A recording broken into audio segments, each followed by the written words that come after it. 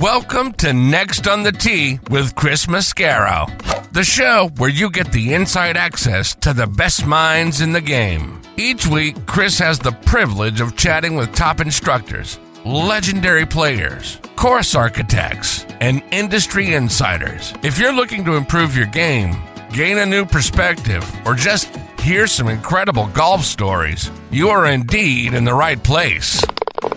You see, Chris, let me tell you something. I haven't spoken to a press man in my life that is knowledgeable, seriously, as you are. Never. You do such a great job. It kind of makes me feel good all of a sudden. You do so much for the game. You're so kind to all of us that are out there in the game. You know, we need more people like you in the game of golf. Thank you for pressing play. Now, grab your clubs, step up to the tee, and let's get started. This is Next on the Tee. Hi, folks, and welcome into this edition of Next on the Tee, where golf legends live and the game gets better. I'm your host, Chris Mascaro, and a huge dose of vitamin G to each and every one of you for pressing play and for continuing to make Next on the Tee a part of your weekly golf content. I've got a special one in store for you this week, folks, and it's really all about three great human beings. That's the bottom line. I got three great human beings for you. Each have received accolades. Each of them has been to the top of the mountain in their respective careers.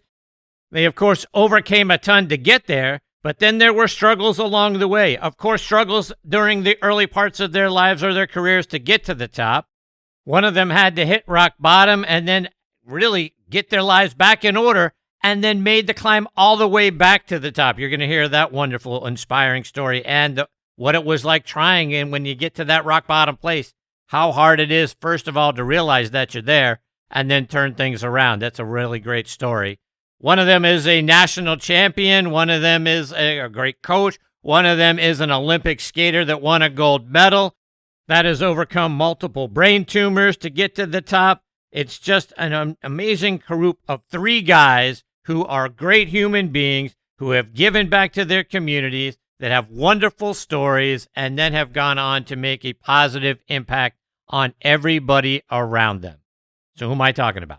Well, first, you guys know Leigh Steinberg. He's a super agent. He has been a wonderful friend to this show, a wonderful friend to us on our former football show, Thursday Night Tailgate, where he is a guest Hall of Famer.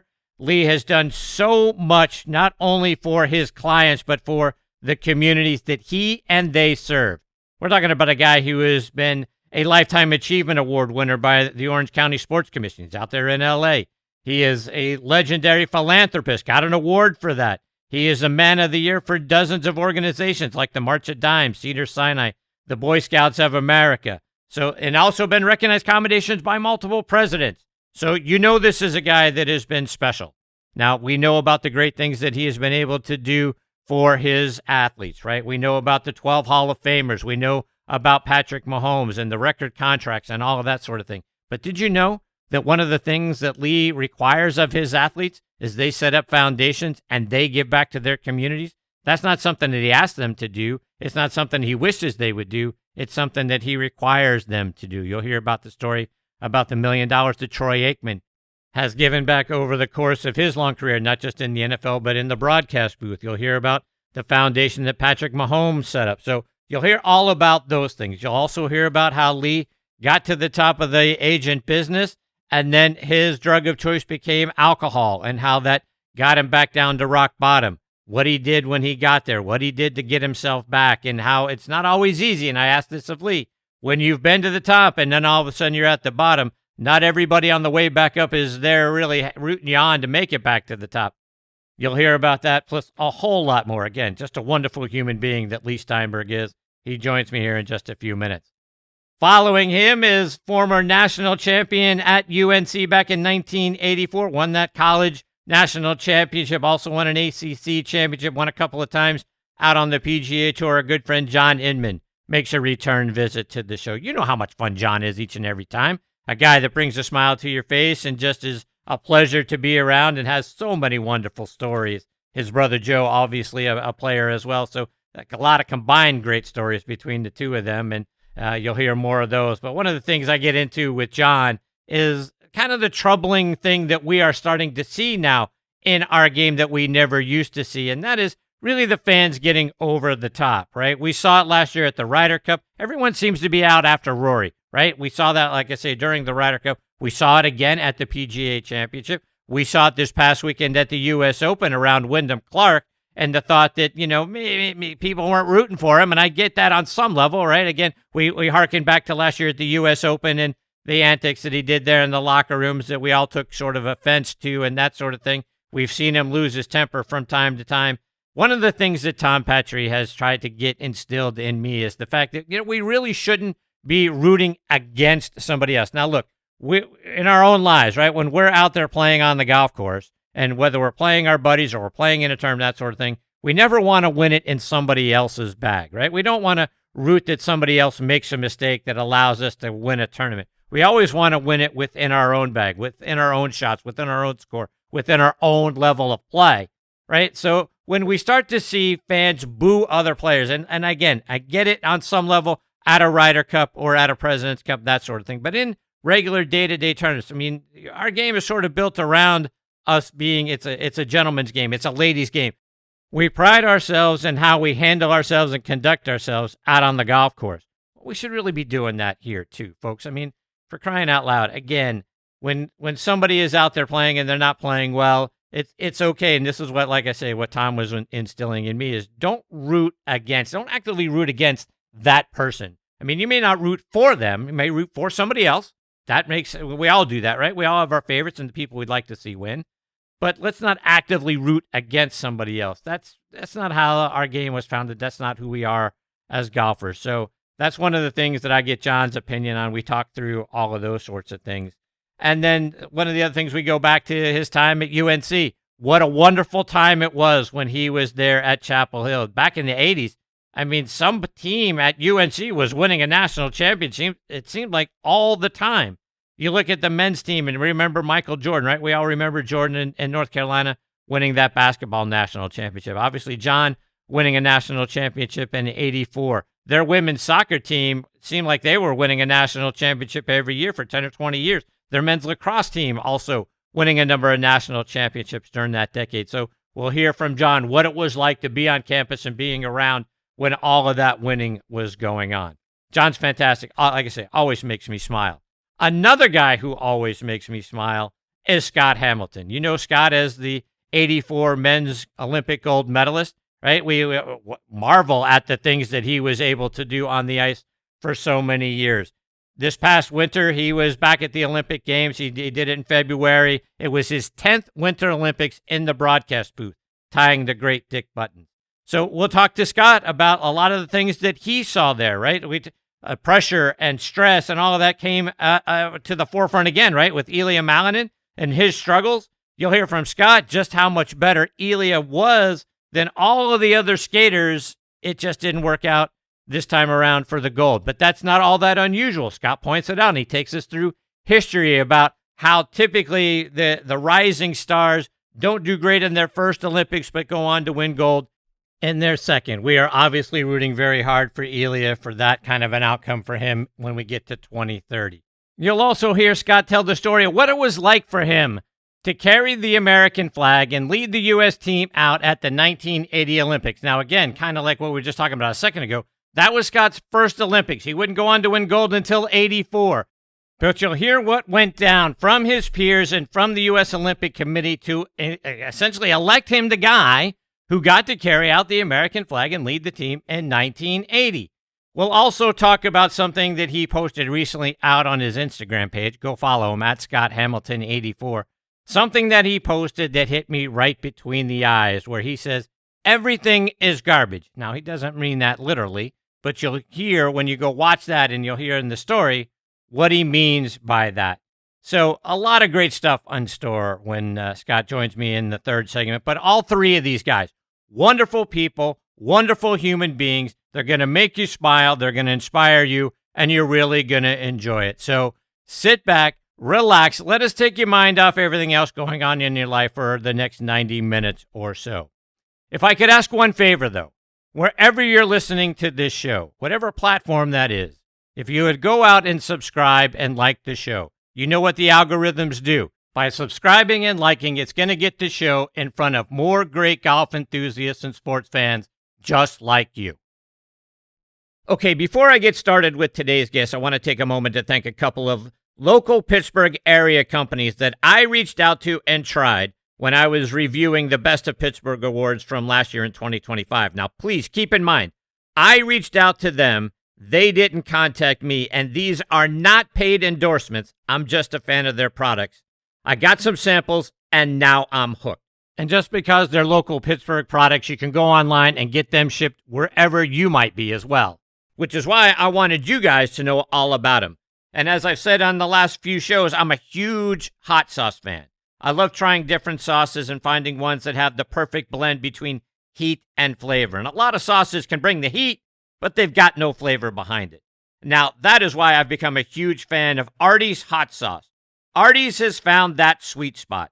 His sauces bring plenty of flavor first, and then the right amount of kick behind it. Whether you're putting it on wings, taco, burgers, eggs, pizza, or just about anything else, Artie's hot sauce makes everything that you have taste better. If you're a fellow hot sauce lover, you've got to go give them a try. You can find them out online at artieshotsauce.com. I also want to give a shout out to the Steel City Salt Company. Their handcrafted spice blends and seasonings are out of this world fantastic. I've become a big fan of several of them, including the Steel City Steak Seasoning, Black and Gold Blend, and their Pittsburgh Pepper Blend. I added them when I do things like grill out steak, grill out chicken. I sprinkle them on vegetables to give those an extra kick. I'm also a big pickle fan, so their dill pickle salt is going to knock your socks off. Not to mention their Pittsburgh's Little Italy, which I started to include in my Sunday red sauce recipe and sprinkle on top of pasta to give it an added burst of flavor. Their Black and Gold Blend, Yinzer Dust, and Love Pittsburgh Everything Salt is great on things like fries, eggs, the baked salmon that I make. John and the crew over there are going to grab you by the taste buds, and they're not going to let go. You're going to enjoy the attention that goes into each and every one of their blends. You're going to love it. I promise you. Go out there and check it out online for yourself. SteelCitySalt.com. You know I also have a huge dose of vitamin G for everybody over at the Pittsburgh Tribune Review and TribLive.com. TribLive.com is the leading news website in Western Pennsylvania, with news around the clock, Pittsburgh pro sports coverage, a high school sports network, and a podcast network, which is where you can find Next on the Tee. Bookmark TribLive.com or download the TribLive app for free and stay up to date with the latest news from Western Pennsylvania and beyond. I also want to talk about our friends over at the Pittsburgh Brewing Company and Iron City Beer, a brand that I have loved my whole life and started drinking when I was 21 years old, of course. Whether you're a hacker or a scratcher, the secret to a successful day on the links is knowing when it's time to grab an iron, even if that means keeping it in the bag till the 19th hole. If it's been a while since you've reached for Pittsburgh staple beer, it's time to revisit Iron City. Thanks to their incredible new facility in Creighton, the best-tasting Iron City beer ever made is now available at a course near you. Iron City pairs well with any lie and sky and serves as a friendly reminder that there's always next round. Check out all of their wonderful beers and their gift shop by going online to pittsburghbrewing.com. One of the many benefits of doing this show is the opportunity to meet and to get to know some extraordinary people, and I have one of those people about to join me. I've now had the privilege of spending time with Leigh Steinberg 14 times between this show and our show over on the Football Side Thursday Night Tailgate, where Leigh was a guest Hall of Famer. We all know Leigh as a super agent, but he's done so much more than that. He's been presented with the Lifetime Achievement Award by the Orange County Sports Commission, the Legendary Philanthropist Award at the Be Great Humanitarian Awards. He's received the Man of the Year award from dozens of organizations like the March of Dimes, Cedars-Sinai, the Boy Scouts of America, and the Anti-Defamation League. He's received multiple commendations from U.S. presidents like Ronald Reagan, George H.W. Bush, and Bill Clinton for his charitable contributions. We also know the great athletes that Leigh has represented over the years, including 12 Hall of Famers, plus guys like Patrick Mahomes, who is on his way to being one as well. And as I've said for years, there isn't a bigger or more influential person, or a better person for that matter, in the world of sports than Leigh Steinberg. Be sure to check out his books, Winning with Integrity, The Agent, My 40-Year Career Making Deals and Changing the Game, and his latest The Comeback, a playbook for turning life setbacks into victories, all of which you can go out and find on Amazon.com. Please also check him out online at SteinbergSpeaks.com. And I am so excited I get to spend some more time with him this week right here on Next on the Tee. Hey, Leigh, how are you, my friend? I'm doing just peachy, and thank you for that kind introduction. So, Leigh, I want to start out our time this time talking about your latest book, The Comeback, because one of the recurring things that we talk about on this show, particularly with Dr. Bob Winters, who's the confidence doctor, is the power that our words have on our subconscious and our level of confidence that we have. And in the foreword of the book, Troy Aikman writes, "Thank you for teaching us redemption is real. Thank you for proving second chances aren't given, they're earned. And thank you for showing us all what it means to never give up on yourself." Talk about that power of never giving up on ourselves, particularly as it pertains to both life in sports, but just in our real everyday lives too, Leigh. So I think as we live, inevitably there will be reverses, frustrations in your life arc. And it could be financial, it could be health, it could be relationships or marriage, or in my case, alcohol. And the question is not whether something like that might happen. It probably does to some degree. But the question is, how do you respond to it? When you're in darkness and despondency, how do you find light at the end of the tunnel? How can you be resilient? How can you come up with a plan to get back to a fulfilling life? So I wrote The Comeback in the hope that somebody out there struggling would have a little bit of inspiration, and it's all about resilience, the chance to come back. It's finding your higher power, and it's finding your ability to get on a program that will bring you back. So, Leigh, along those same lines, of all the athletes that you've had an opportunity to be around, have they taught you something about handling fear and trying to kind of wrestle and have their confidence be restored or maintained? What have they taught you about what your beliefs are? Have they reaffirmed them, or have they taught you stuff that have shaped your beliefs? The key with any successful athlete is, what do they do in times of adversity? So the quarterback's thrown several interceptions, the crowd's booing, the game's getting out of hand. What does he do then?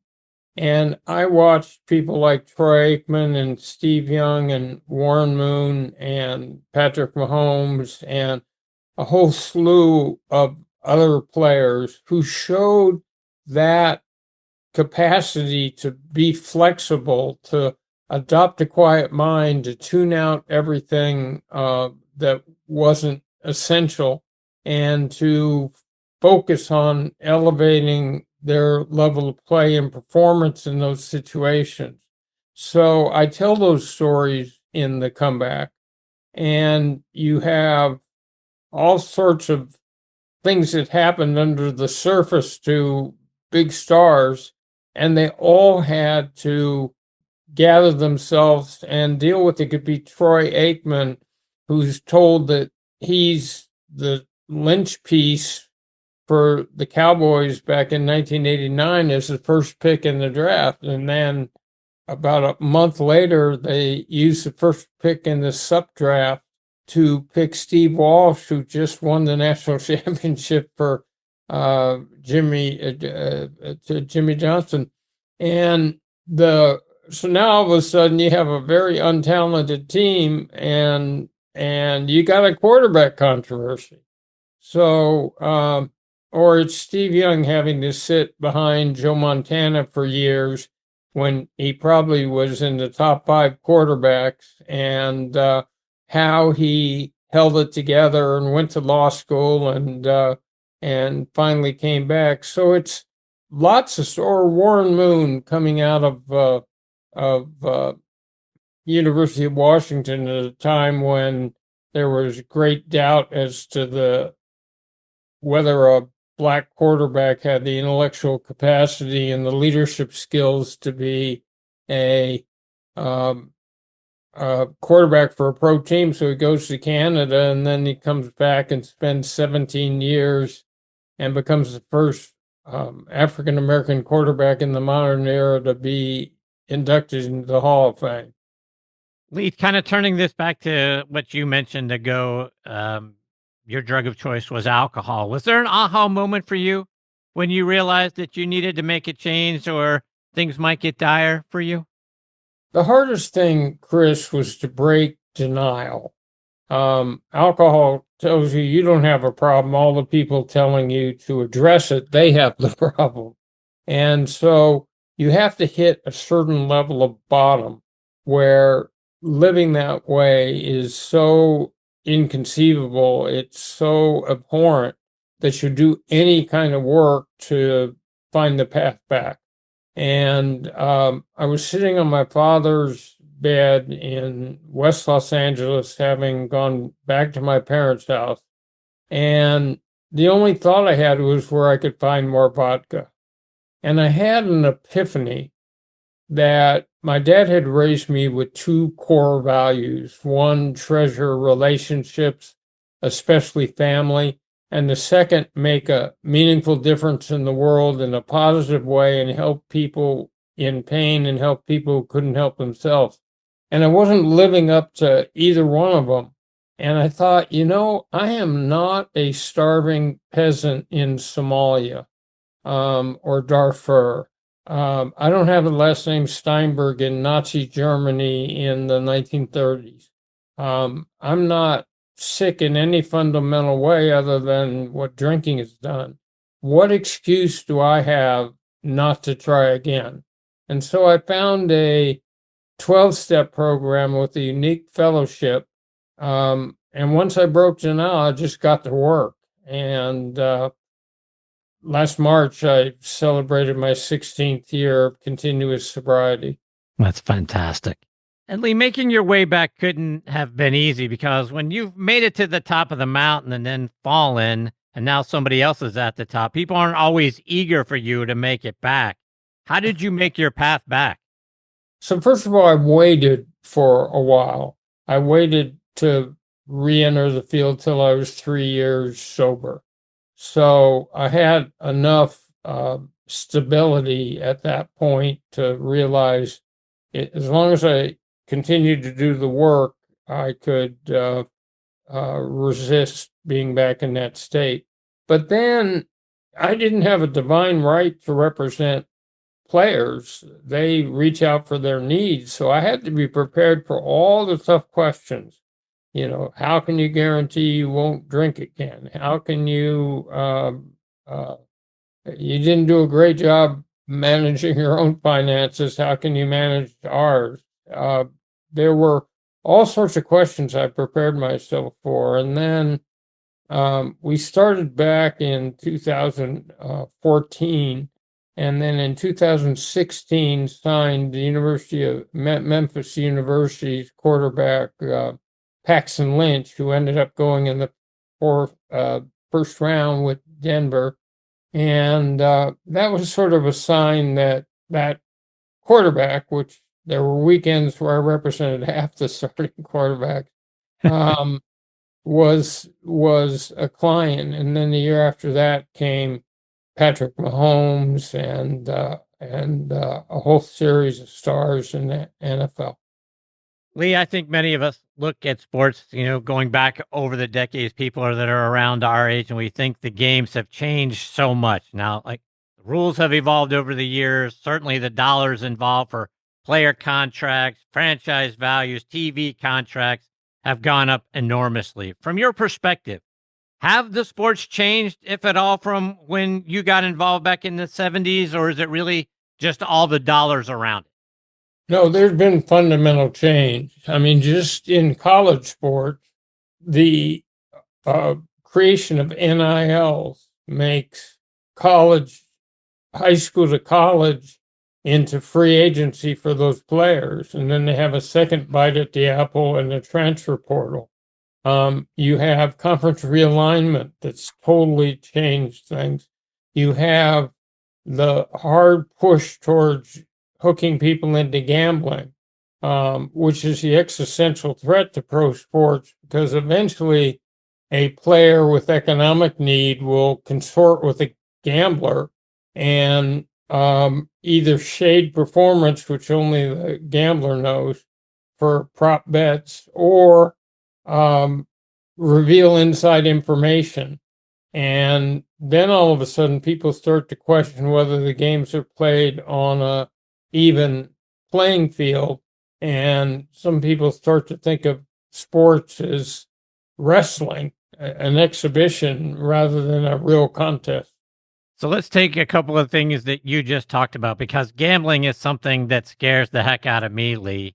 I mean, for crying out loud, we're seeing players start to get into some trouble around that. We saw a little bit of that in baseball around some prop bets. We're seeing it a little bit with Brendan Sorsby, the quarterback from Texas Tech, who received an extensive ban from the NCAA for gambling on football. I mean, where do you go? I mean, the toothpaste is out, right?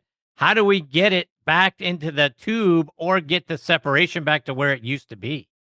Well, among other things, if you look at the high production ads for DraftKings and MGM and the different gambling companies, they're so attractive. The same thing as alcohol ads, and eventually you're going to addict and create a whole new generation of addiction, because it's as strong a problem as alcohol or drugs are. So I think that it's the concept of unintended consequences. They had an unbreakable wall between gambling and sports forever, and with the New Jersey Supreme Court decision that said it's fine to gamble, it broke it down. Remember that Las Vegas was never going to have a team because of the casinos, and now they've got the Raiders, the Golden Knights, about to have a baseball team and eventually a basketball team, and it's one of the hot sports cities. The NIL came around because athletes were feeling on the college campus like they worked so hard, they couldn't work to supplement their income, and they were left at a lower standard of living than their non-athletic peers. And they would look at the jersey being sold in the student store and the big TV contracts and the huge crowds, and they felt ripped off. You probably could have solved that problem by giving athletes from needy homes another $5,000, not the current system where Michigan's quarterback originally is about to enroll at LSU, and they're giving him $4 million in NIL. And then along comes a Michigan alum who offers a player $14 million, and he goes ahead and plays for Michigan. I mean, there need to be some guardrails around this system to protect the integrity of sport. And we'll be right back. In golf, fast isn't a nice to have, fast is a necessity, and speed off the tee is where it all starts. That was precisely the thinking behind the all-new QI4D family of drivers from TaylorMade, our fastest, most fittable drivers. Built to meet the demands of the world's best players like Scottie Scheffler, Rory McIlroy, Nelly Korda, and the rest of Team TaylorMade. The QI4D lineup was engineered to unlock the 4 dimensions of speed, starting with a multi-material driver head with enhanced aerodynamic shaping, combined with a faster face and our revolutionary React shaft system. The TaylorMade QI4D drivers are ready to extract every bit of speed from every golfer's unique swing profile. Our industry-leading adjustability and fitting unlocks it all. Watch the full story of QI4D, our quest to build the fastest, most fittable drivers, and unlock your newfound speed at TaylorMadeGolf.com/findingfast. You guys know what a fan I am of On Point Golf. Folks, get the #1 ball marker in the game of golf. On Point is the only 3-dimensional ball marker with alignment technology and a removable coin. It is approved for use according to the rules of golf as defined by the USGA and the R&A. As we all know, putting is all about line and pace. Mark your ball with On Point, engage with your 3-dimensional ball marker, and have more confidence in your line, execute the putt, and lower your scores. Folks, with the likes of Jim Furyk, PGA professionals and amateurs alike out there using them now, it's the #1 ball marker in golf that actually helps you lower your scores. Go online to onpointgolf.us, read about the science behind it, then put one in your bag and make more putts. I feel like it's the 15th club in my bag. It's helped my game. Why wouldn't you let On Point help yours as well? Again, onpointgolf.us. Check them out and get one in your bag today. PGA Tour Superstore pros aren't born. They're made. Every January, hundreds of associates talk to the top manufacturers, learn about the latest clubs, test the newest equipment, log thousands of hours of training, and together hit over 100,000 balls, all so they can get you the perfect fit.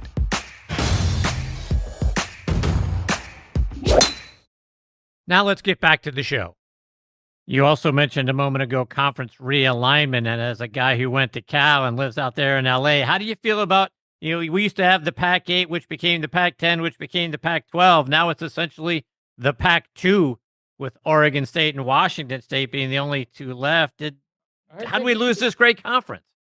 I think it's really sad. And the truth is there were traditional rivalries out the window. So when you walk across the campus at Cal Berkeley, you look out at Alcatraz, the Golden Gate, and the Pacific Ocean. And now Cal's in a conference, the ACC, that looks out at the Atlantic Ocean. So much for the concept of being student athletes when you have to crisscross the country. So much for the concept of regional rivalries. I mean, Cal used to play UCLA in a huge all-Cal weekend. Stanford and SC had a big rivalry. And look, I understand that life is about change, but where we're heading is this. 4 top conferences are elevating and distancing themselves from everybody else because they have so much money in NILs, they have so much resources. They will sign all the great players, all the, the 5-star players, and they will eventually get rid of the NCAA because they don't need it to negotiate contracts. They don't need it to set up rules. They can do it themselves. And so essentially what you're going to have is the haves and the have-nots in collegiate sports. And it's because most schools in the United States simply can't compete. So let's take that a step further. Where do you see that all ending up? Because I agree with you. I think at some point, the SEC and the Big Ten, which is going to have 30 teams in it before you blink an eye again. I mean, I think those conferences plus 1 or 2 others, maybe it's the ACC, they end up doing their own thing, and the NCAA is left high and dry. To your point, why do we need them when we can do it ourselves? Where do you see that? Like, we have FBS, we have FCS. Or is there going to be something in between there where all the other conferences and the remaining schools set their own thing up as well? Well, I guess my point is they won't be competitive with the SEC, the Big Ten, maybe the ACC, the Big 8, whatever. They won't be because a school like Texas Tech decides we're going to get into the business of NIL, and they have a very wealthy alum, and all of a sudden they elevate their level of play. So it's sort of the haves and have-nots. And then you have to think about what the effect is on women's athletics from all that that money going. And then you have to think about non-revenue sports and the fact if the reason we have college sports is it's seen as an educational experience that teaches some great values, and I think it does, then it's the most students you possibly could have in your program. But that can't happen if all the emphasis is on football and a little bit of basketball, and then a tiny piece for women's basketball. Well, if you were happen to have a young athlete come to you that's just got a huge amount of desire, he or she wants to end up being a Hall of Famer in their chosen sport, do you talk to them about how to get there? Because there's a huge difference between wanting to be a Hall of Famer and putting in the work to become one. So you're so right. The work ethic is the first thing. It's like the tip of the iceberg is performance on the field, but what people don't see is the incredible amount of work that Patrick Mahomes put in to get himself ready for the season. It's studying a playbook. It's studying film. It's will you do all those extra preparatory things to be a success? In other words, a great defensive end looks at film on the tackle he'll be on the other side of the line from and figures out what to do. And the reality of the situation is, and then it comes down to, as we said, what you do in adversity. Can you flourish when things aren't going well? Can you compartmentalize, adopt a quiet mind, and focus on the task at hand? So I look for players who have those qualities. I also look for players, because part of our program is having athletes retrace their roots and go back to the high school, collegiate, and professional community, set up a scholarship fund at the high school, or work with Boys and Girls Club, set up something like Troy Aikman giving $1 million to UCLA and establishing a scholarship. It's putting a charitable foundation together that where work done's just put the 220th single mother and their family into the first home they'll ever own. Or Patrick Mahomes has his 15 and the Mahomies, where he helps at-risk kids in hospitals, kids who are hungry. Are you willing to be a role model? Will you take that seriously? And those are the players that you look for on a college campus, and you can tell within 5 minutes whether they're responding. Will they take care of their health, or are they going to be in denial about the danger of concussion? And that's where I put a concussion foundation together to raise money for awareness, prevention, and cure. So you mentioned that you're able to tell if they're willing to be that kind of person within 5 minutes. How are you able to discern that so quickly? The most important skill, Chris, in life, I feel, is listening. It's drawing out another human being and creating enough trust that someone's willing to peel back the layers of an onion and to go deeper and deeper. How do they feel about short-term economic gain, long-term economic security, spiritual values, family, geographical location, making an impact in the world? So it's by drawing out a prospective client and listening to his deepest anxieties and fears and greatest hopes and dreams, being able to put myself into their heart and mind and see the world the way they see it. That's the key to having that understanding.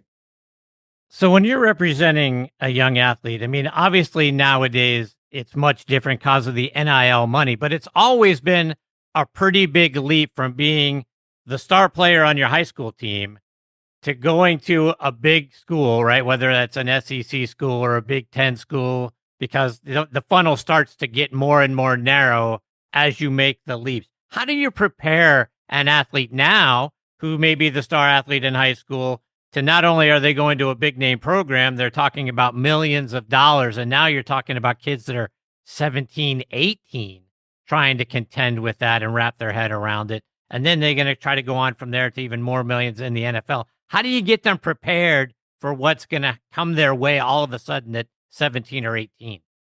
So the first step is to do a financial plan that protects that money that they get so that it becomes a security blanket at the end of it. But the next step is to say, look, when you elevate from high school to college, the athletes are better, the game's quicker, all the rest of it. You're going to have to adjust to that. And when you take the second step, which is going to the pros, the game's much faster. And players that were mediocre at the college level aren't there anymore. They're, if your quarterback is throwing into a degree of separation that's very narrow compared to what you did in high school. So you have to talk through with them and have coaching, the ability to master a playbook, the ability to take that complex series of information and employ it in real time. Come back in adversity, courage under pressure.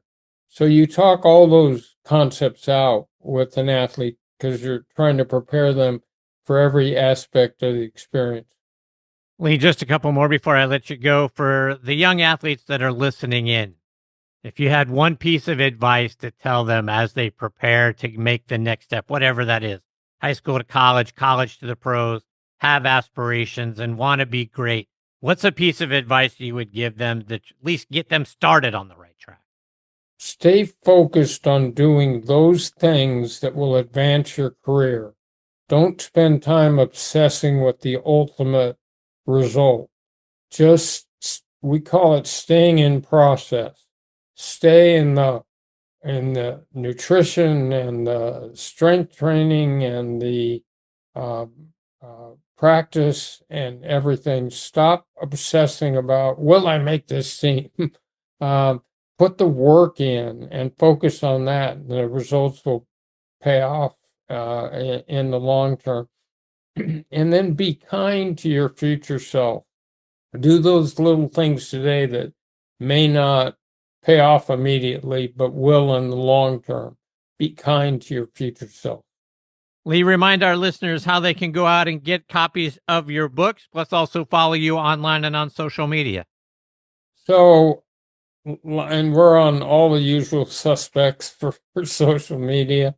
And it's Leigh at Steinberg Speaks, oneword.com. And you can buy any of the books. And I actually have 4 of them now. I have one on concussion that I wrote with 2 doctors called The Hidden Trauma in Contact Sports in the NFL. You can go to Barnes & Noble or Amazon and order them. Around the country, I've been to Washington and Michigan and Penn State and Arizona, and just keep your eye out for a signing.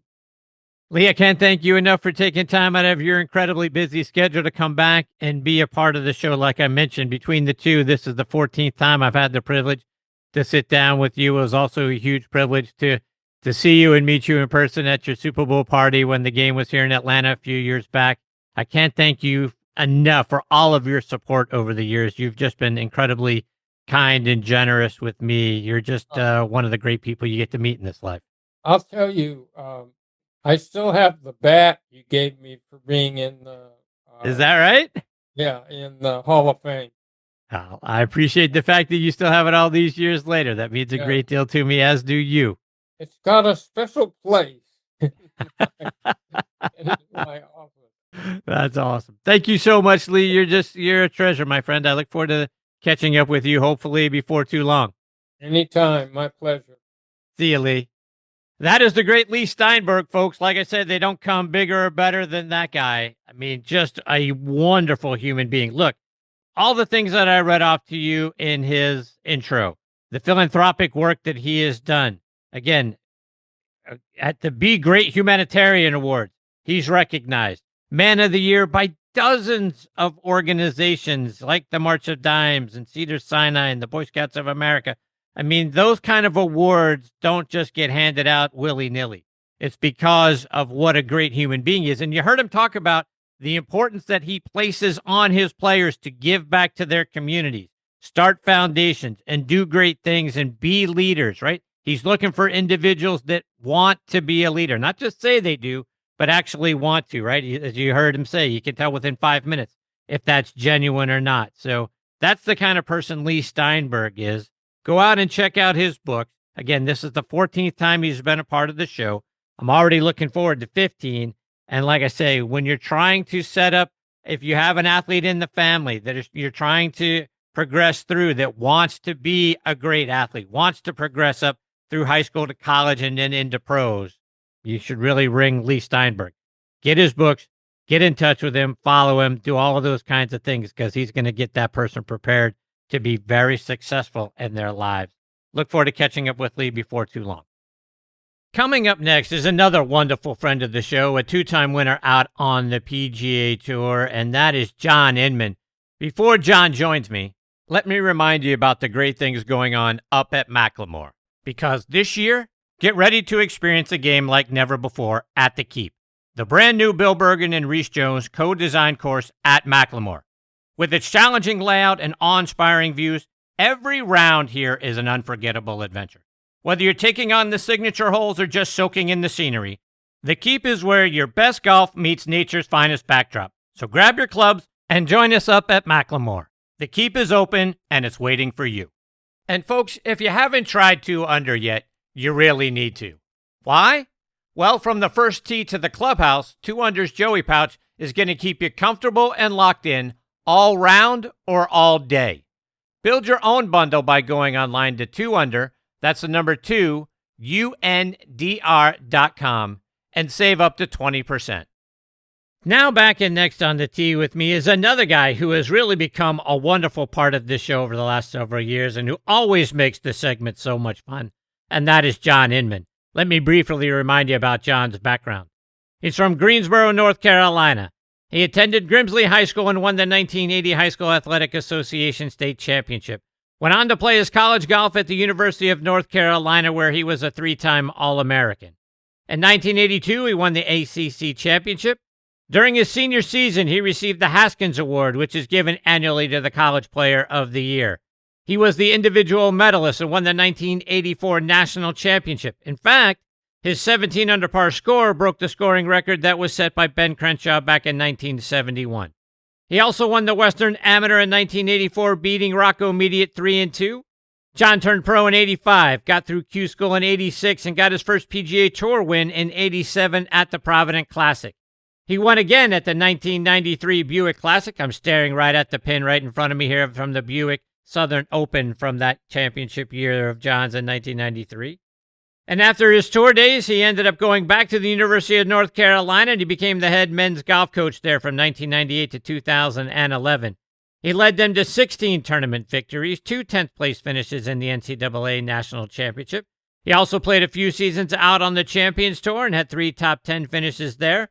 In 2012, he was inducted into the Guilford County Sports Hall of Fame. And folks, I could not be more excited that I get to spend some more time with him this week here on Next on the Tee. Hey, John, how are you, my friend? Hey, Chris, how are you, bud? I'm good, my friend. How are you? I'm doing very well. Very well. That's good news. So, John, we've touched base on this before, but I was just talking with Leigh Steinberg in the first segment, and the world of college sports and the millions in NIL money that's out there now for the top players in a host of different sports. You know, look, I was on board with players getting paid for their image and likeness and for signing autographs, but now it feels like it's kind of a free-for-all, John, where players are essentially free agents every year. And look, I get it. The coaches were allowed to do that, and they could move whenever they wanted to in the past. So why shouldn't the players be able to do the same? But it feels like the pendulum, to me, John, has swung too far. Have we let things get away from us in college sports?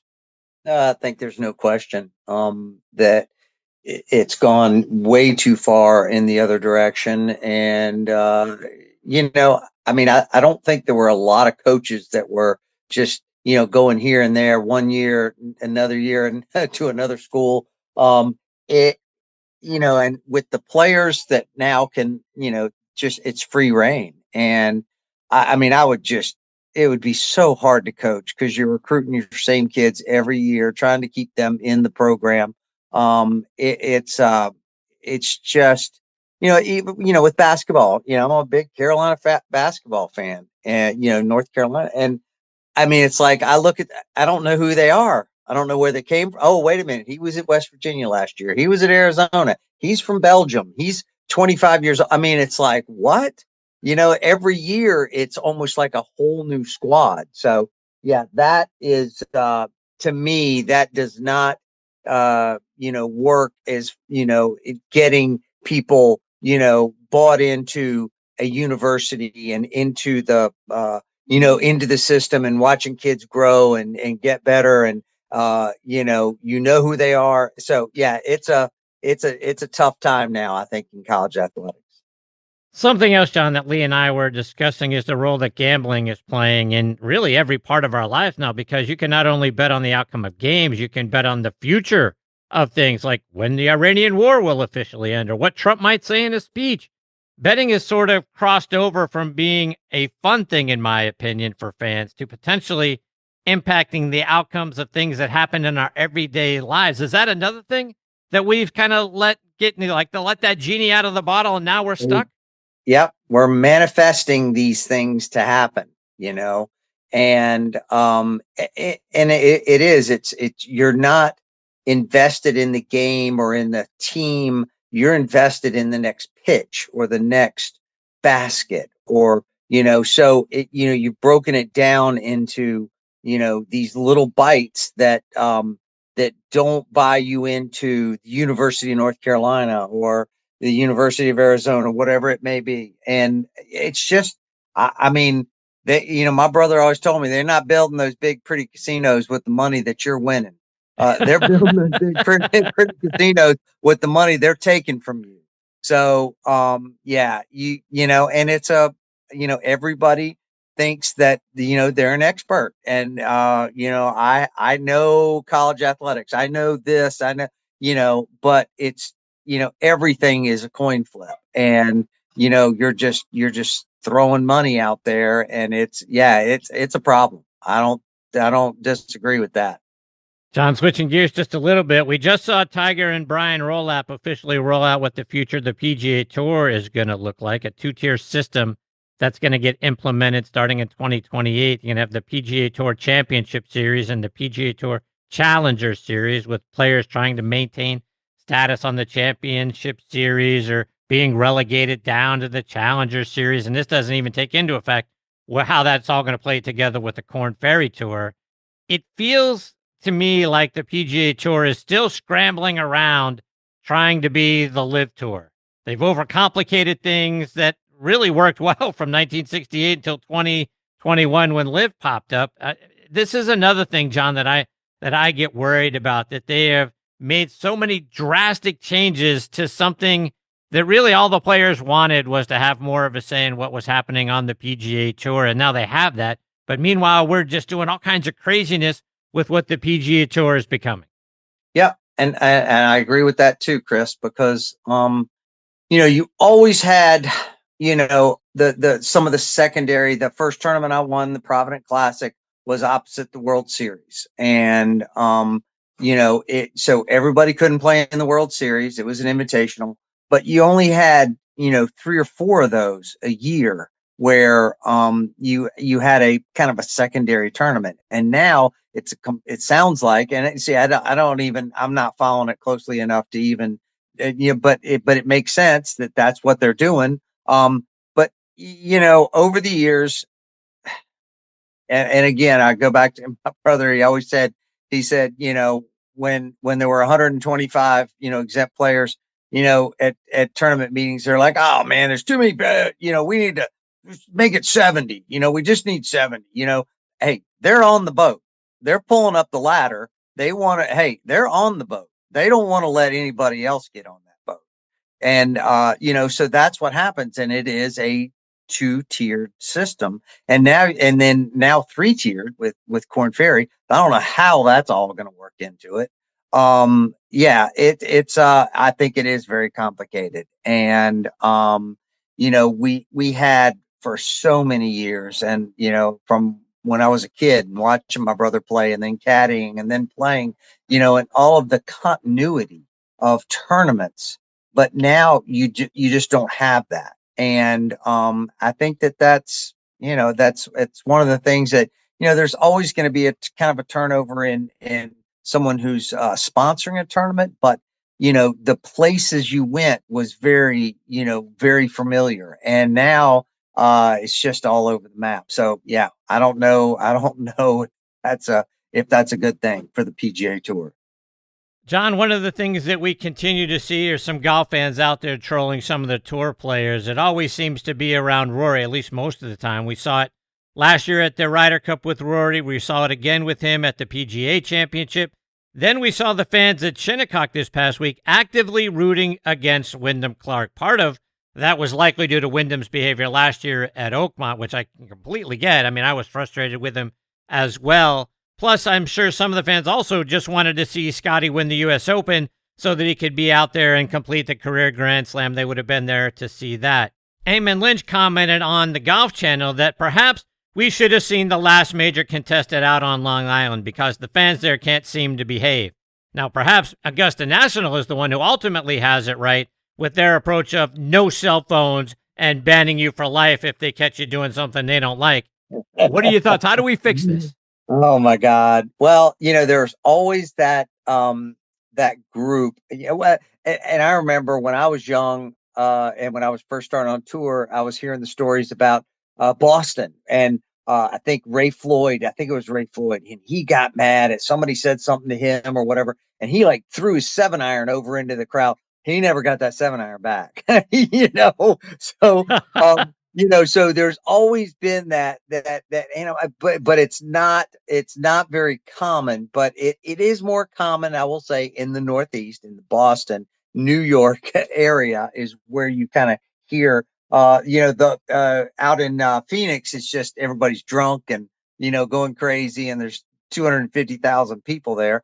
But, I think that the time that we're at in not just golf, but athletics, is that everybody wants to be a part of the game, and everybody has they're doing it with their phone, and they're recording their, whatever their chirps are or whatever, getting under these people's skin. And it's, they're part of the action. And that's what, and it's just, I think that's just kind of where we are today in the world. You have that lack of, cordiality, and you're out there to watch these guys, these really great players play. And, so I don't know how you put that genie back in the bottle, but again, that's just a mirror of our times right now. Yeah. So to that end, right, we're all trying to get our Instagram moment. We want to have our cell phone out. We want to say our stupid comment and have our selfie and do all that stuff. Yeah. That's exactly right. And to me, it's just silly. I grew up, and we grew up in a time when, man, I'm so glad we didn't have social media and cameras and all that kind of stuff. I don't want anybody to see what the fun times that we had, the things that we were, but now everybody has to document everything that they do. And I think, again, that's just a mirror of our times. And it's really a problem, because they know they can get under these guys' skin, Yeah, I mean, I think it's one of the unfortunate things, as you mentioned a moment ago, John. I mean, it is a product of our times. I mean, there's cameras everywhere. Everything gets documented. You can't say anything. You can't do anything. I mean, look, we have cameras that, people will download videos and zoom in on the thing and, oh, look at the ball turned 1/32 of an inch there. Why wasn't so-and-so called for a penalty and stuff like that? I mean, to me, the whole thing has gotten out of hand. I mean, I know there's, hundreds of millions of dollars, billions of dollars if you're the NFL in what's going on and in the TV rights and that sort of thing. I just feel like we're losing touch of what sports were supposed to be about. And now we're all focused on the negative thing. And how can I say something? How can I do something? How can I find something? How can We're all I have searching for kind that. of 15 minutes of fame? How can Yeah. I? Yeah, exactly. And it is. It's just it's kind of it's silly. It makes me not want to watch a lot of sports. And I didn't watch a lot of the US Open. I watched some of it, but I'm I'm a hockey fan, and I couldn't be more happy about my Carolina Hurricanes winning the Stanley Cup. So, and those are the guys that I love to watch, because they're just, they will give it to you, but they'll be a gentleman and they'll shake your hand afterwards. And that used to be the way it was in all sports, but it's not, Yeah.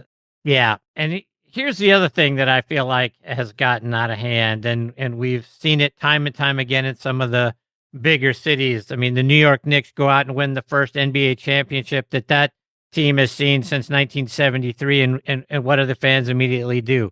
They go out and they're burning school buses and overturning cars and that sort of thing. We've seen it in LA. We've seen it in other cities. It's not just New York and LA.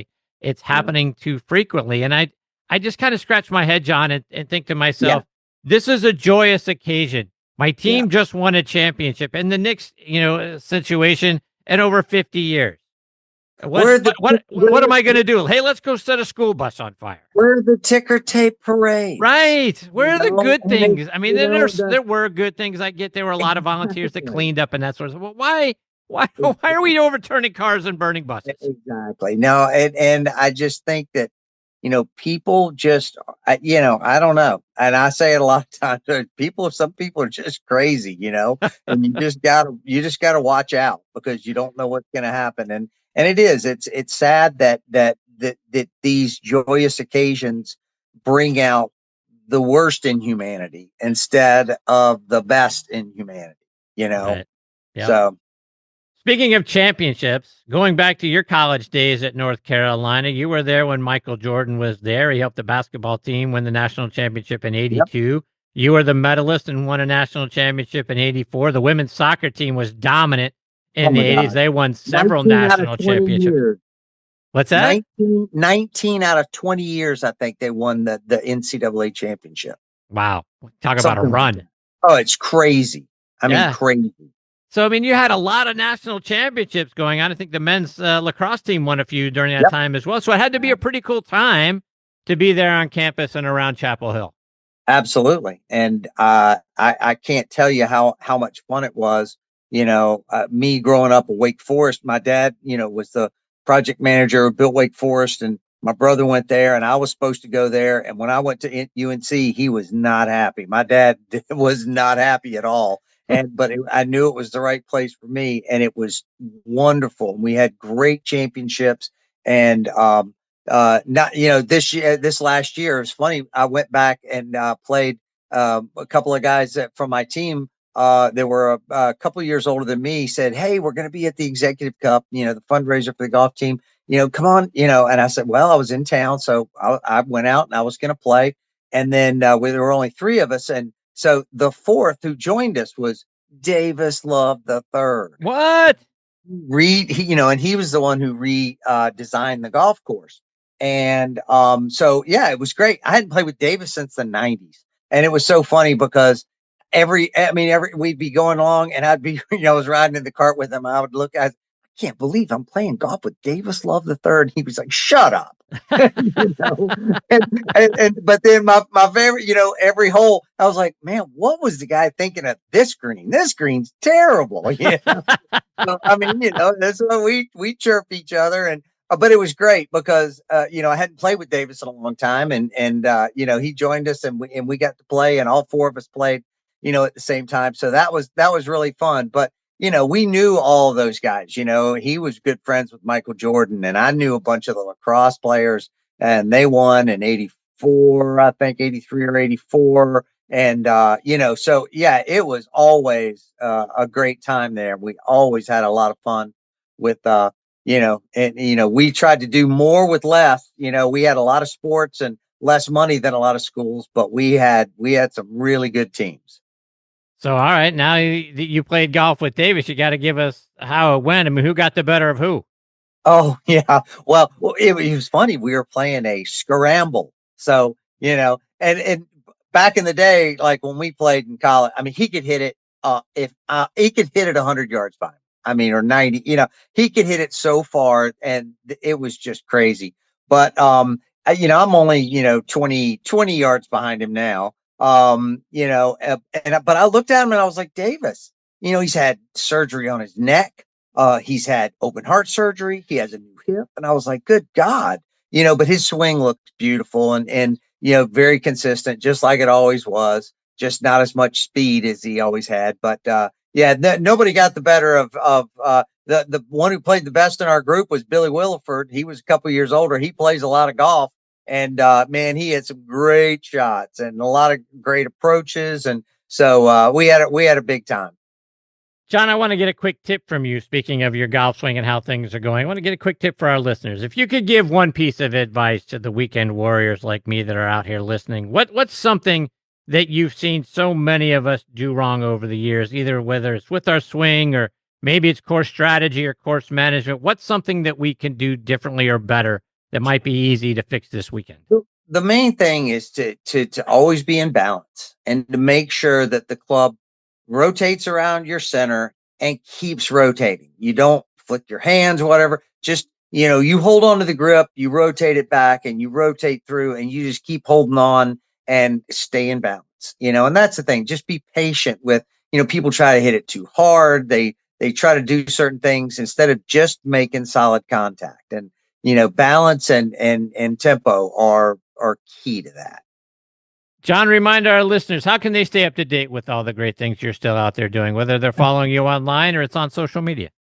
They are and I'll tell you every time, if they can find me, they are Sherlock Holmes, because I don't post, I don't have Instagram, I don't have any of that stuff, and I am too busy doing the things that my wife and I do, and our 3 pit bulls, and so yeah, I mean, I kind of keep up with people and keep up with things that are going on, but yeah, I'm not putting out any content.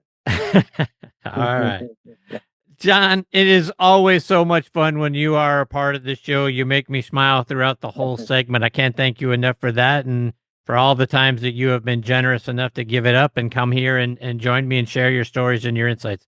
You're just fantastic, my friend. You got it, Chris. I appreciate it, and I love listening to you, and I love listening to your guests. So keep up the good work, and anytime, just give me a call. I appreciate it.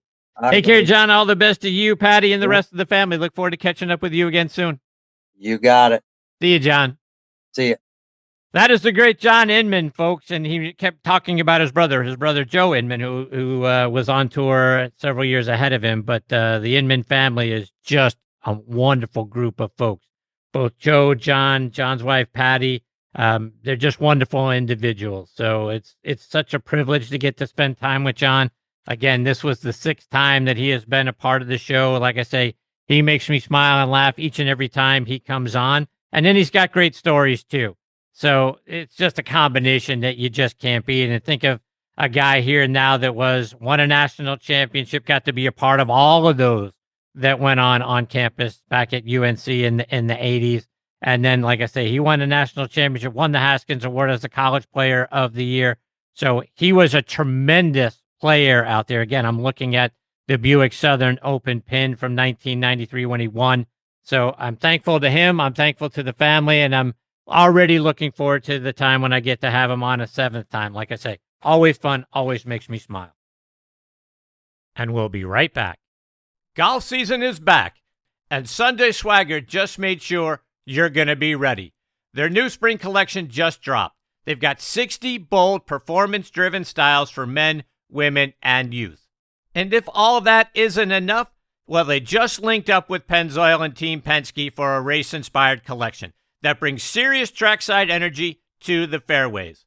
With styles for men, women, and youth, you're guaranteed to turn heads and spark conversation when you wear Sunday Swagger. Visit SundaySwagger.com, join the Sunday Club for exclusive drops and member benefits, and folks, Sunday Swagger is going to give you what? Polos with Personality. Again, check them out online, sundayswagger.com. And folks, Squares Golf, best golf shoes on the planet by far. It's not a gimmick. It's not marketing. It's science. Let's also hear a word from my great friends over at Squares Golf. You've heard of Squares, and there's a reason why. Because the best swings in golf don't start with your hands. They start from the ground up. Most golf shoes are built for looks, not performance. Squares breaks the mold. Our patented design gives your toes room to engage the ground, creating more stability, balance, and solid contact. Your same swing, now powered from the ground up. Experience the Squares advantage at squares.com. Squares. Performance starts where you stand. All right, now back to more of the show. Okay, now back and next on the tee with me is another wonderful guy that I've really enjoyed getting to know over the last several years, and that is Olympic gold medal figure skater Scott Hamilton. Scott's positivity, his enthusiasm, and energy for life are absolutely infectious. He brings a smile to my face every time I think about the times that I've been blessed to spend with him over those years. He's also overcome many hurdles during the course of his life. He's battled brain cancer 3 times going back to birth. He pushed forward through a lot of challenges that he couldn't understand, including the loss of his mother at a very young age. And still he went on to win that gold medal in 1984. We got to see his positivity on display again during the Winter Olympics this past February when he was a part of the NBC broadcast team. And like I say, Scott makes everything that he is a part of infinitely better because he was there. And I am so grateful that I get to spend some more time with him this week here on Next on the Tee. Hey, Scott, how are you, my friend? Well, not good. I'm good now. Yeah?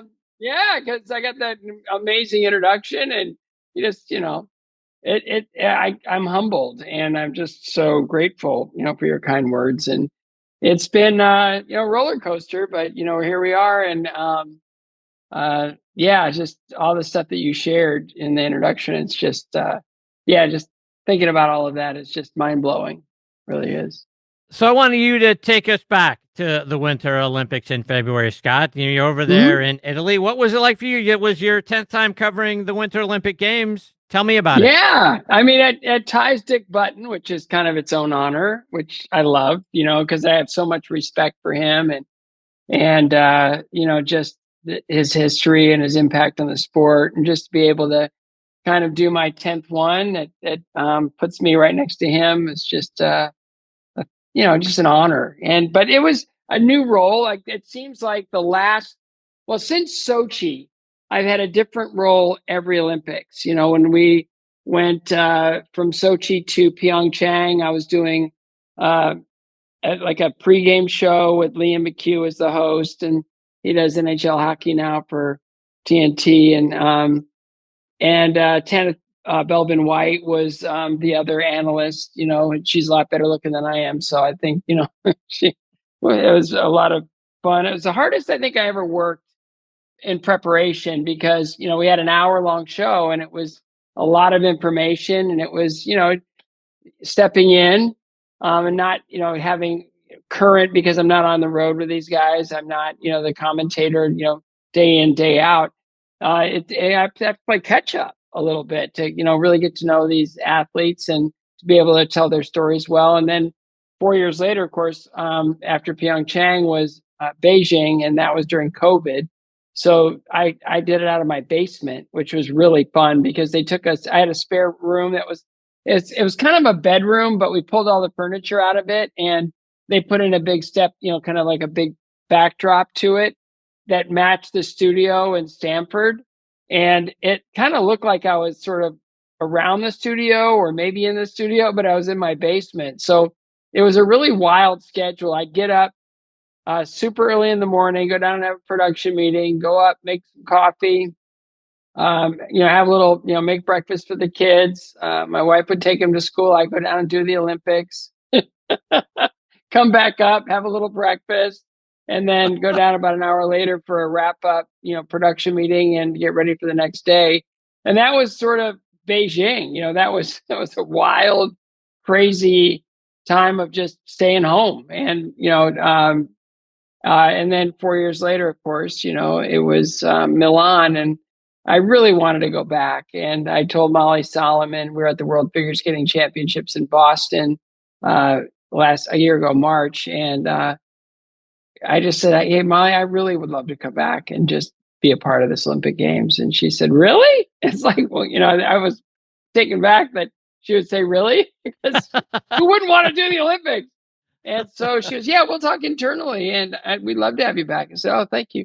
So I was the friend of Mike Tirico, and it's the same role that Michael Phelps had in the Summer Games, where you just sit with Mike Tirico, and you talk skating and talk your sport. And it was, if you can't enjoy every single moment of hanging out with Mike Tirico, you probably need to think about stepping off the planet, because like, he's the best guy, humble, curious, professional. And, he just sets you up beautifully. It's awesome that just being able to kind of sit with him. And I was with him every night. I was never once in the arena. It was the first time I was never in the arena for an event. And we'd watch it on TV in the studio. And then my job was to kind of set it up and then to react different times, but it was really great because my son was with me, my youngest son, Max, and he was helping me with research and social media support. And he crushed it. He did such a great job. And social media engagement went through the roof. And it was really fun to, just be there and really just cheer on the skaters and just try to represent them in a unique and different way than the commentators are able to do, because they're doing the heavy lifting of covering the athletic side of it. I get to kind of get more into sort of big picture stuff that they don't have time to do. So it was a great role. And I was funny. There was a picture taken of me and with Mike and my son, Max, and it was on everybody's camera but mine. And so I texted Mike the other night and said, can you send me that picture? I want to, frame it in my office. And so he sent it to me right away. It's like, oh, you're not busy at all. Like, he's just doing every sport imaginable, he's just answering my text. So very shocked that I got to hear back from him. But it was really a roller coaster Olympics. There were some incredible moments, and there were some devastating ones. And there were some, some that I think, offended some people as far as results. And it was just a great Olympics to be at. And I was honored to be there. And I thank Molly and Becky Chapman and everybody in NBC for having me back. It was a really amazing time. Who was offended? Well, I think the American public was offended that Chalk and Bates didn't win the dance gold medal. Yeah. And I was looking at it, and ice dance is, the rules are very specific, and, you've got to have a keen eye, and you've got to be very, well attuned and educated to the sport.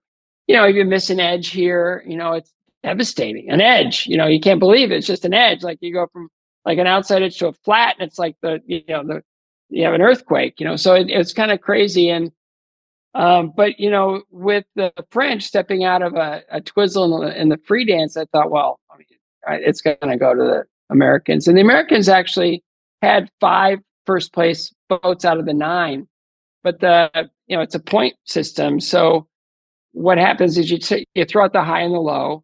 And fortunately, they threw out the low, which was the French judge, because they're, you see, the United States is against France. But I think the fact that the French judge had Chalk and Bates in 8th place, it was a little egregious, a little bit over the top. Like, even 3rd would have been an insult, but 8th, it's like, well, maybe that judge just needs to kind of go back to judging school, or maybe start doing another sport, or just not doing skating at all. But it was just, I think that's where a lot of the reporters looked at it and they said, what's going on here?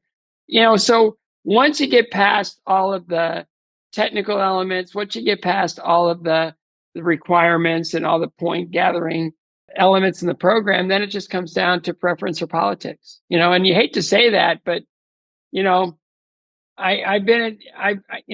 every single sport has a human element to it. So it's not like, skating is the only one, or gymnastics or anything else. It's like, every sport, you can name a strike zone, or is that a foul, or is it not a foul, or is that a penalty, or is it not a penalty? Like, how do you even call pass interference now? It's like, it's just, I mean, it's that, right? So there's always the human element, and I think that's kind of what, some fans kind of get frustrated at that. And I think with skating, because, and the way I explain it to people, and it's it's kind of like, let's say, you're a basketball player, and you were just fouled and you're throwing a free throw. How much is that made basket worth? Like 1 point, right? Yeah. Like if you running back runs it into the end zone, that's 6 points, right? Yeah. If the kicker puts it between the goalposts, it's 3 points, right? Yeah. What's the point value of a triple axel? Well, it can be, or it can be, or it might be, or it's, and I think that's I think the system is great for choosing champions because it is very specific, and it really, kind of puts the skaters in a situation where it's not just apples, oranges, it's apples, right? It's not, you don't have any grapefruit in there, you don't have any cantaloupe, it's just apples to apples in many, many ways. There's still the artistic element, which a skater can elevate themselves. And there are some quality issues that, but it all comes down to points. Whoever scores the most points wins, and they know how to score the points. That's what's really cool. It's just, man, it's just hard for the lay audience to understand, but the one thing I really want to encourage people is these skaters are really fun to watch. So regardless of whether or not you can follow the actual points, and I know it's more cut and dry with pretty much any other sport. Like if a batter hits it over the fence, it's a home run. It's 1 point, right? Or if there are people on bases, that's easy to count, right? Yeah. It's just skating and gymnastics too, in a little bit. They're just harder to understand. And I think that's kind of, it's affected the fan base a little bit. But when you look at the crowds for the Olympic Tour of Stars on Ice this year, those athletes really struck a nerve. They really got into the hearts and minds of the American public. And I've never seen crowds like that, not for 25 years. I haven't seen crowds like that for Stars on Ice. Every single city was just packed. And people were calling me up for tickets. It's like, I'm the founder of the tour, but I have nothing to do with it anymore. I'm just hoping to get my own ticket to the show in Anaheim. So, yeah, we had a little reunion of some of the old OG skaters from Stars on Ice. And we had dinner and then went to the show. And it was really fun just to be together and to kind of see it, just see these Olympic gold medalist athletes, from the team event. And, Alyssa Liu, I've never heard a reaction like that. It was like young girls screaming at the top of their lungs when she came out. So it feels like skating is back in a really cool way. And I'm really hoping it is, because it really has suffered for the last quarter century. Scott, I want to get your thoughts on pressure and stress involved, not just in skating, but in the Olympics. And it happens in all sports. But I think we were all sort of surprised to see Ilya Malinin. Oh, shocked. Yeah. Shocked. Shocked. Yes, to see what happened. That can't happen. That can't happen. I think a lot of it was, and, I hate to even say it, but I think, Ilya alluded to it, after, he skated, he said, if I would have been named to the team 4 years ago, this wouldn't have happened. And I believe he's 100% right, because we have this Olympic gold medal kind of text chat, kind of weird. Is that right? Actually, yeah, it's all the individual gold medal winners, and they, we have it so we can cheer on the next, champion, and it goes, Dick Button was a part of it, but he wasn't really in a condition to be able to really participate in it. But you go back to Hayes Jenkins, Tenley Albright, Carol Heiss Jenkins, David Jenkins, me, Dorothy Hamill, Peggy Fleming, Christy Yamaguchi, Nathan Chen, Davis and White, Evan Lysacek. You go back to all these Olympic gold medalists, Tara Lipinski, and they're all in this chat, and they really love being on the chat. It's just really fun to kind of have our own opinions and everything. And when Ilya had that really difficult,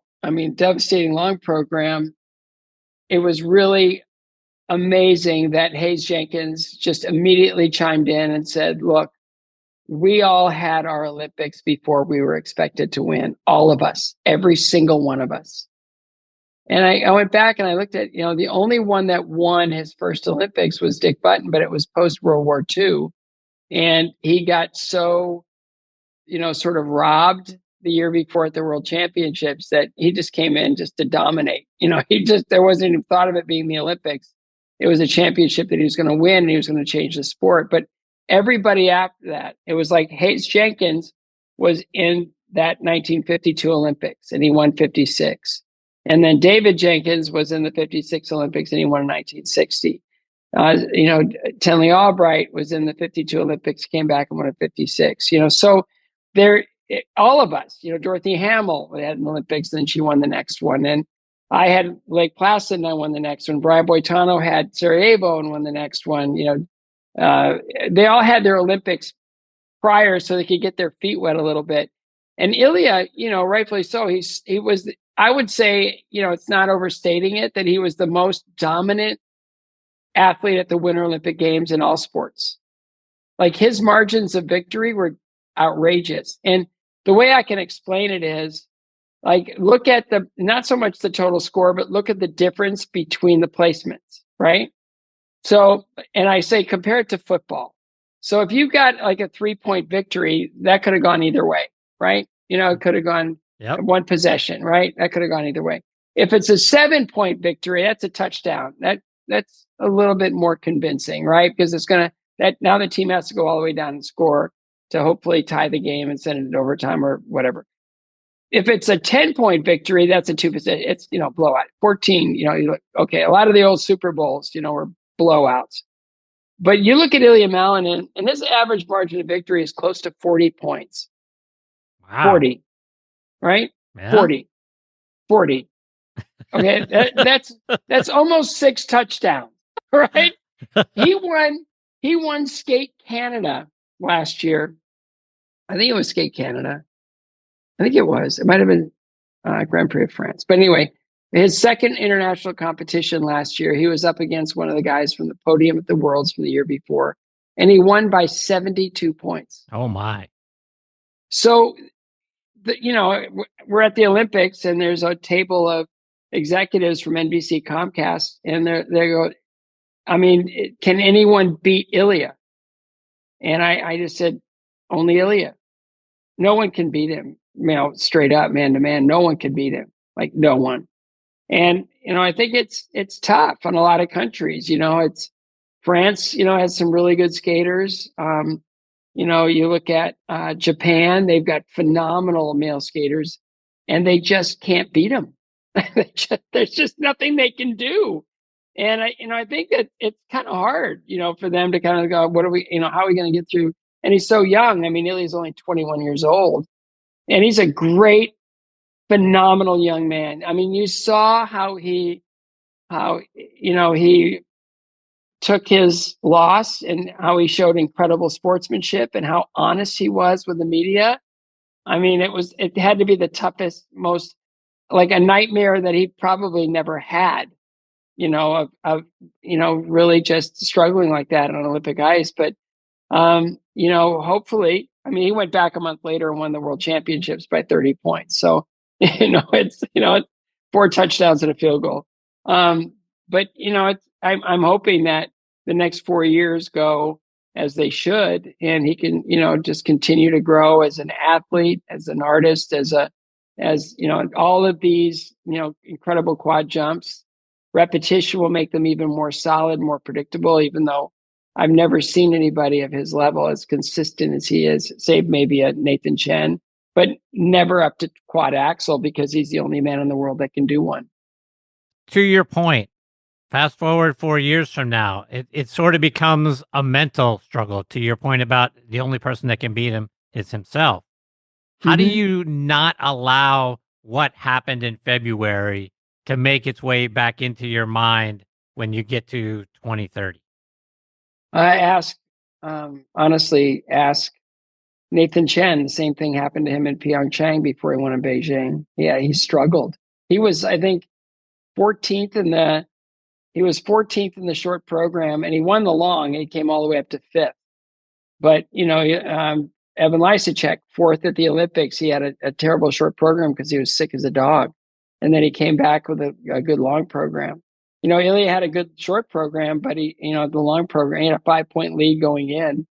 And you'd think that, it's just going to be a cakewalk. He doesn't even have to do half his program in order to win. He could skate it for 2 minutes and won because his difficulty, his elements, and the quality of those elements would have garnered him enough points to kind of pull over everybody, or stay ahead of everybody by a lot. But a lot of athletes have struggled in the Olympics before they actually won, or had a disappointing result, the Olympics before they knew that the next one's kind of like, for most of them, the last one. But for Ilya, it was his first time on Olympic ice, and the next one is going to be the one where he's 25 years old. I was 25 when I won. He's more seasoned, more, the cement has set, and he's going to be exactly who he is. And I think he's going to be impossible to beat. There's the guy that won the Olympic gold medal this year, Mikhail Shadorov is a very good skater. I mean, he deserved to win because he was the only one that skated clean. But, it's going to be really interesting to see how he continues to improve because he's a couple of years younger than Ilya. But I don't necessarily see a quad axel coming out of him yet. But time will tell. Now that I think they see Ilya doing it, people think it's possible because I never thought I'd see one in my lifetime.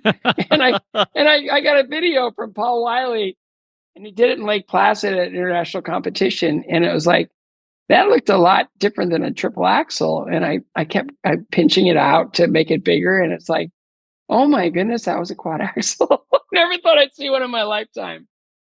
On a positive side of the coin, Scott, you had an opportunity with, like you mentioned, you were in Lake Placid before you won. And in Lake Placid, you got to hold the American flag. You got to be the person that led the team out.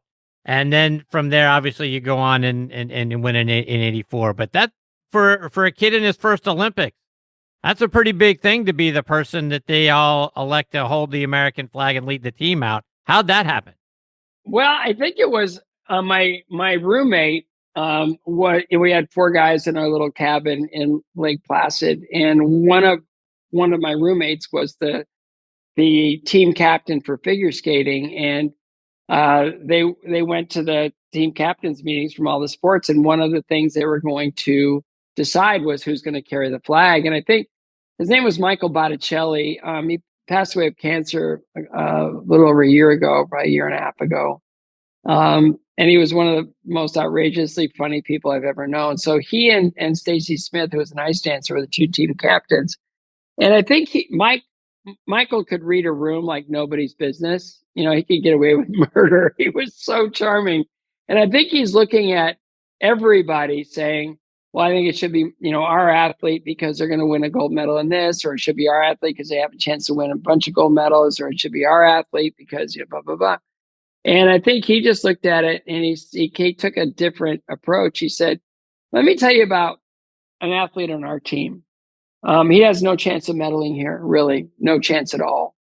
And he lost his mother. He had a childhood illness that prevented him from growing. He's had always, just one setback after another. And, his coach, just dumped him, and took on another, it's just one thing after another. And he never quit. And he made it onto the Olympic team. And I think maybe it's something to consider, that maybe this Olympic team isn't about the success, it's about the journey. Wow. And yeah, he sold it. And I was watching a movie in the Village, and he and Stacy came, and they pulled me out of the movie, and it's like, what's up? And they go, you've really done it this time. Oh boy, you've really done it. I go, what? No, I haven't done anything. There's got to be some mistake. What's going on? And they go, no. You've really stepped in it this time. This is a big deal. And it's like, please don't torture me. Just tell me what's going on. I can clear it up. I know I can clear it up because I've been perfect here. And they said, I'll tell you what's going on. You've been elected to carry the flag in the opening ceremonies. And I said, why? Like, why me? Because it's just like, they mentioned that, someone's going to be elected to carry the flag, and you kind of fantasize about what that would be like for a second. And then you just miss it because there's absolutely no chance that that's going to happen. And then it happened, and it was like, what is going on? And it was funny because, I'd spent a little time, like Jim McKay, at the Nationals, and he asked me, because I won the test event. I never won an international competition before, but they had a test event in September, the year before the Olympics. And I was, one of the 3 Americans to be in that test event. And I won it. Like, I've never won anything like that before. And so Jim McKay was making small talk with me, just sort of like, how do you feel? He goes, so how do you like the field house? And I go, I own that place. He said it. He said it in the coverage. He said, I'm not saying that he's overconfident, but he says he does own this place. So it's like, and it was just magic. I mean, both short, long were just, I've never skated in front of a crowd where I could not hear the last 20 seconds of my music ever. That's how loud it was in there. Wow. And there was so much patriotism and Olympic spirit, and the Taki team, and that whole thing was just like, I got goosebumps just now thinking about it. And just everybody in the streets waving American flags and singing the national anthem. And I mean, people didn't know what to do with their joy after that victory over the Russians, and they still had one more game to go against Finland. But it was a magic Olympics. Eric Heiden, we've been talking a lot lately, and I mean, he won every single race. Like that's basically like a track and field star winning the sprints all the way through to the marathon. Yeah. It's impossible, and it'll never happen again. And he's the nicest, most humble guy on the planet. My oldest son is training to be a fighter, and he had he just needed some advice from Eric, and Eric was really nice to spend time on the phone with him, and it was just awesome. It's just the good people, all of them. Dan Jansen and I are still really close. Bonnie Blair, of course, the figure skaters, but in the other sports, Mike Ruzioni, he sends me jerseys for my cancer foundation every year, signed, and it's just a great class, and you go back to Dorothy, and this was her 50th anniversary year, and she's so humble, and she's so kind and soft-spoken. But I mean, it's just the whole, sort of Winter Olympic community is just so special, and it's just such an honor to be, a part of it in any way, actually in the many ways that I've been able to participate. It's just magnificent, and they're good people, and they deserve all the accolades and all the support they can get. So let's take that a step further, Scott, because the things that we don't see, we, the viewers and the fans, don't get to see, is what it was like for you just to be in the Olympic Village in 1980 and 84, around all of those other athletes and getting to meet people from all these other countries. I mean, we form our opinions and stuff of athletes because of the country they're from, and we label them politically and that sort of thing. But you're actually there in a couple of Olympic villages around those athletes. What was that like?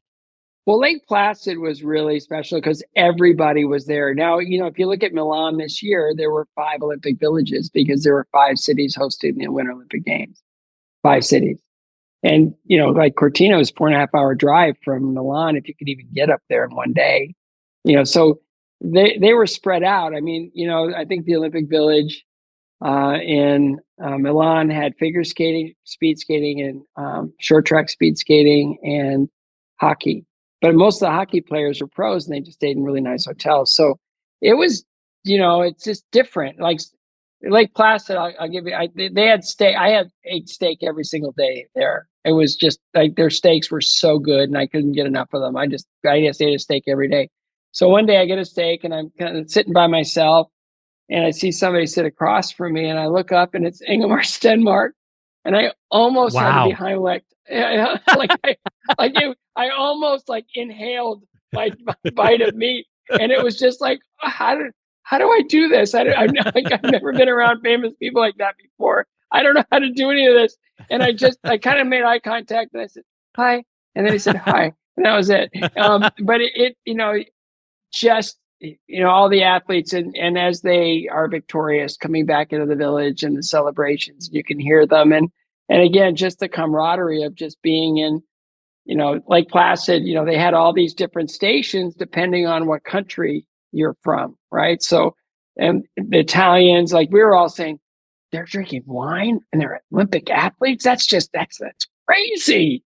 What are they? So, it's just Italy. So it's just part of the way they live, same with French food. They really were attentive on making sure that everybody had enough of their native food that they would feel comfortable and they wouldn't feel like they're out of place at Olympic Games, which I thought was really super thoughtful. And, but it was all the athletes were in one village.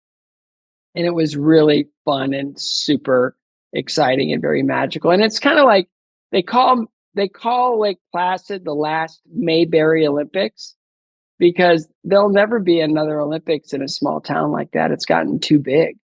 You think about Reverend Fell was the local organizing chairman, and their police, chief was in charge of like transportation. The fire chief was in charge of the Olympic Village. I mean, it was just, Floyd the barber. I mean, what did he do? He probably, it's just like that. But it was that way. It was so innocent and it was so beautiful and it was so legit. And now, you look at even 4 years ahead in France, they're going to have the figure skating in Nice, and they're going to have the Alpine events, in the Alps, obviously, and they're going to spread it's going to be a French Olympics. And excuse me, I was talking to one of the senators from New York State, and they're saying that they want to bring the Winter Olympics back to New York. And it's like, well, how are you going to do? I mean, Lake Placid's way too small. And she goes, no. We'll do some things in Lake Placid, some things that we'll do the figure skating at Madison Square Garden. We'll do that. It's like, wow, that's such a great idea. I mean, that's exciting. That would be really awesome. But again, there's the Olympics are kind of set for the next few or a couple. So it'll be really interesting to see if that that even happens. They even want to bid for it. Scott, I want to switch gears and just a couple more before I let you go. And when I look out onto your Instagram page, something that you recently posted really hit me between the eyes. And that was where you say everything is garbage. Tell everyone what you mean by that. Well, it's, I was listening to a sermon one time and this pastor, just said, next time you drive by a junkyard, look over the fence. And I was like fascinated by that. It's like, why would I look over the fence of a junkyard? And she goes, no. But look at everything in the junkyard. Every single thing in there is, in many respects, some things are something that somebody would have sold their soul to own, and it's garbage. And then I thought about it, and it was like, everything that I own will someday be thrown away. So how materialistic do I really want to be? And I've got, you accumulate, and you got all this stuff, and it's like, what am I going to do with it? So the last move that we had, we sold like 95% of our stuff, and we still have boxes we haven't gone through. And it's like, we don't want to burden our children with that.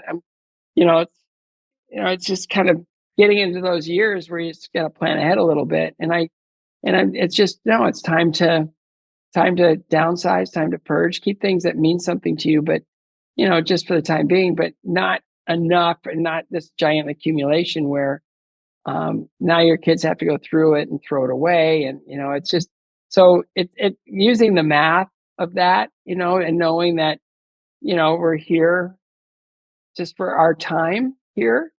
that everything we own will someday be discarded. So it's kind of that mentality of it's truly destined to be garbage if it's not already, you know. And Yeah. it's kind of where I am in life. It's kind of weird. I'm not being depressing. I'm not being anything else. It's just, but it's just like I'm seeing things differently. I'm not trying to accumulate things anymore.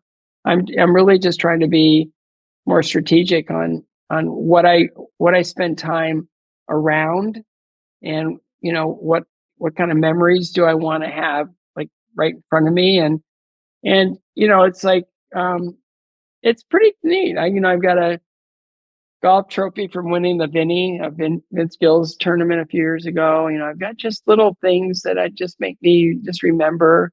I've got a picture of the president of the Ice Capades who let me go after 2 years. I had so much respect and admiration for him. If he hadn't let me go, I never would have been able to found Stars on Ice and get that off the ground. Just there's little things like that, but not all like every single memory ever is going to be on display. And I tried to keep memorabilia out of the house because I just felt like I don't want my kids to feel like if they didn't win Olympic Games, they're a failure, So, and it was more about me supporting them than them, saying, oh, dad's this or dad's that, but now they get it. But I just tried to keep it away from for as long as I could.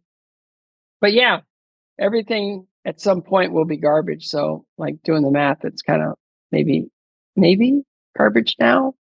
I don't want to like burst anyone's bubble or feel depressing or anything. It's just, for me, it was perspective. It's like I had to get rid of all my medals. I had to. I couldn't have them in the house. I couldn't have them anywhere near me. Yeah, I gave all of them away. All of them. Really? You worked all those years to get them, and then you gave them but away? it's not. It's like that doesn't take the accomplishment away. It just, why am I going to be looking at stuff?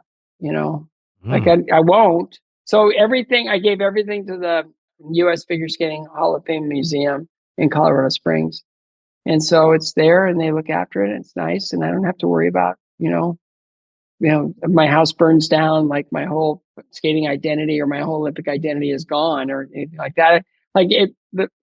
After I gave the sort of like the congratulations speech in 1984 to the Paralympic team, I realized that what they did was miraculous and superhuman. What I did was really like able-bodied. It's like mine was just like normal, ordinary kind of thing. And so my Olympic medal lived in a brown paper bag in my underwear drawer until I could figure out a way to get rid of it responsibly. And it's funny because since I've come to faith, over the years, I realized that, I've seen so many athletes get stuck in a moment that's robbed themselves of, just joy in life afterwards. Wow. It's really easy to get stuck in a moment.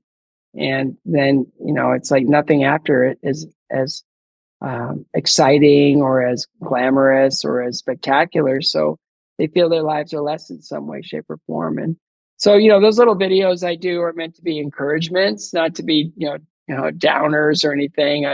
I just really, it's like, talking about imposter syndrome and talking about, embarrassing moments or talking about, the things that we all have in common. It's just, just trying to share with people, maybe a thought that may get them past it, or maybe a thought that just sort of, minimizes it. Like I wanted to do a video about the most embarrassing moment I've ever had in my life. It's when I met one of my heroes, and I'm like starting to get flushed just thinking about it. But it's that whole idea of when you've massively blown it and there's no escape and you're just stuck there in this awkward thing because you just met one of the people that you've admired most on this planet and you tried to like connect in some awkward way and it was just terrible. That happened to me. And it was really funny that like I get a little PTSD when I think about it because I have nothing but admiration and respect for this artist. He was a rock star. And I met him in an elevator and I just made a fool out of myself. And then 2 years later, I'm at Whole Foods in Nashville and I'm walking directly toward him. And I didn't make eye contact. I just kept walking. And I got in my car and oh my goodness. I got in my car and I called my wife and I said, "You'll never guess what I just survived." And she said, "You saw Robert Plant." And I go, "I did." And she goes, "What did you do?" I go, "Nothing. I wasn't going to go back there again, but I've got PTSD from that moment. And I don't even know if I have the courage to ever face him again. But, it was just, it's just talking, it's just because, the more we bring things up, the more we have in common. And I think that's why I love, being on your show so much, because there's such a human element to it. And there's just such an element of just sharing and it's like your last guest talking about golf with Davis Love, or Leigh Steinberg talking about just all he does for his clients and how he knows someone's going to be okay. And it's just those things that you don't think about, but when you hear them, they inspire. And I think it's really great what you do, and it's always fun to be on your show. You're the best, my friend. I can't thank you enough for everything that you have come to mean to me over the last several years. You've been so generous with your time. You're the best. Anytime, and each time it's really been funny. This one's been very philosophical. The last one was very funny. We don't laugh the whole time. I don't even know what we were laughing about. And the time before that was very, just sort of just talking about, life, and experiences. But, I hope your audience understands just how special you are, and just what a great opportunity is for you to bring people to them, to, just be entertained and maybe gain a little nugget of wisdom, or just aha, I didn't know that. That's something fun. Now I get to know that. Yes. So thank you for that. You're the best. How can our listeners stay up to date with what you're doing? What shows you've got coming up, and where they can find you on social media? I've just Scott Hamilton 84 pretty much everywhere: Facebook, Instagram, even TikTok. We're just, we're starting to do some fun videos where I look back on old performances from, back in the day. And it's really fun to kind of like look at them now and just have really random memories about them. And so we started doing a few of those. We're going to get back more to that kind of the life stuff, probably after my vacation. We go to Idaho every summer for a week, and we're doing that next week. So it'll be fun to kind of think of new things to talk about. And I'm always up for ideas. If people want me to share something, they can just, leave it in the comments on Instagram or on Facebook, and hopefully we'll be able to come up with something that, makes somebody rise above something, or gives them a perspective where they, they may feel stuck, or they may feel like, oh, I relate to that. How can I rise above it? And, we just, I've risen above enough stuff where I feel like, well, I'm not just making it up. I can share that. It's like, and so it's I just really want to, build a platform of encouragement. So, any of the socials, it's usually Scott Hamilton 84. Scott Hamilton is a very common name. There's one in every phone book, I think, in the United States.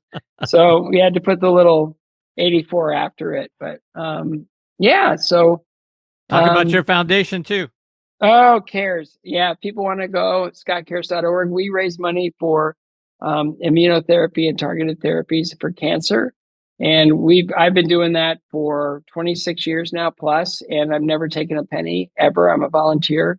And we have been able to fund miraculous, groundbreaking research as a very small foundation, but we're very collaborative, and we work really well with others. But we want to make sure that those funds are directed, exactly where people want them to go, and that's to the next generation of cancer treatments. We'll never fund another chemotherapy drug. We're really wanting to continue to expand and elevate immunotherapy as an option, teaching your own body how to fight and destroy the cancer without introducing a lot of really harsh and toxic drugs. I'm only here because of chemotherapy, but I know there's a better way. And so I worked really hard to build this foundation, and we do a lot of events, and all over the United States. They're called Skate to Eliminate Cancer. And we have our big signature event in Nashville, where we do live music and Olympic skating. and that's going to be in January on the 17th, Sunday before Martin Luther King Day. So we're planning that show, and it's really fun that it's the 30th anniversary of Bridgestone Arena and the Nashville Predators. So there's a lot of really fun things going on, and again, we just invest in really like state-of-the-art breakthrough science, and we put that stake in the ground 3 years before the first immunotherapy drug hit the market. So it's been a really fun journey. And again, scottcares.org, if anybody wants to come alongside us. We have a really cool fund, 1984 fund. It was kind of where I was able to turn a podium into a platform, and people can sign up and donate $19.84 a month, and that really helps us reach our goals. And again, a very volunteer-based, small staff organization with a really talented board of directors. So we're positioned really well, and we're legit. And I would love people to come by and support us. And I'll continue to be a volunteer until we get an answer to this problem, or answers to all the problems that cancer presents. You're a wonderful human being. You're so kind. It's just I'm going to call my wife and just have her tell you. I'm just joking. But, my wife knows I'm wonderful. That's why she married me. Of course she does. I married way up.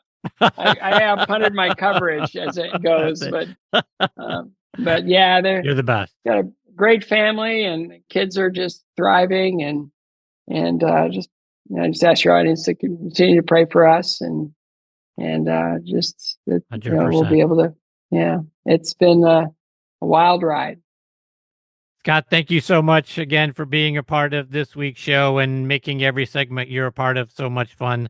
I'm already looking forward to the next time. I hope it's not too far into the future. Well, you're in charge of that, so I'm always available. Thank you, Scott. Take care. God All the bless. best to you and your family. I look forward to catching up with you again soon. Thank you. See you, Scott.